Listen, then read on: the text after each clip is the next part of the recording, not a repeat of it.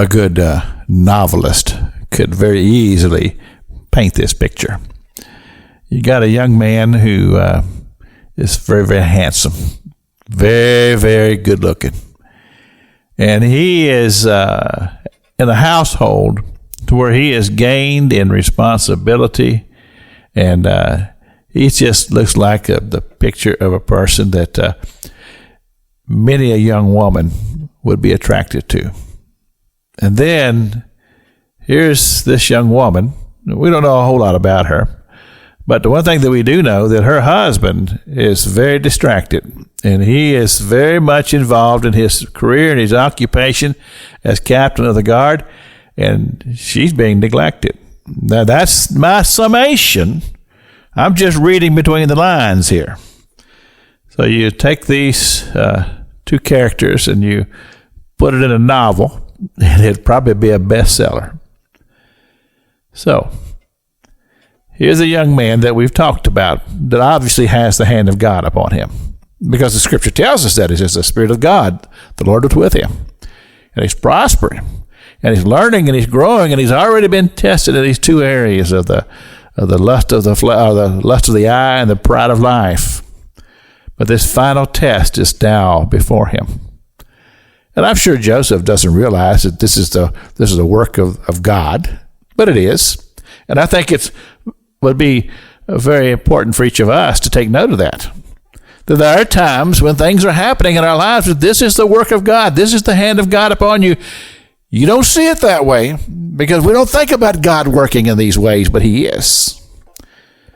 And there's things happening in your life and my life that we are being put in the fire just to see how we'll perform. And so now, it says in the scripture, this is the 39th chapter of the book of Genesis, it says day by day. It says day by day, this drama is unfolding. And here is this very handsome young man, this very attractive young woman, and she's just wooing him. And maybe in a lot of ways, this was just like a game to her.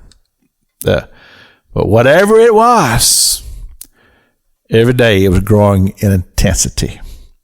And every day, Joseph would have to do like the Apostle Paul talked about. He says, I gotta cast off the old man.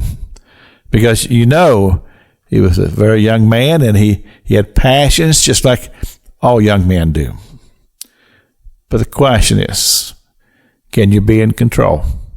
And so much of life, and I teach this to young people all the time, is you've got to be in control.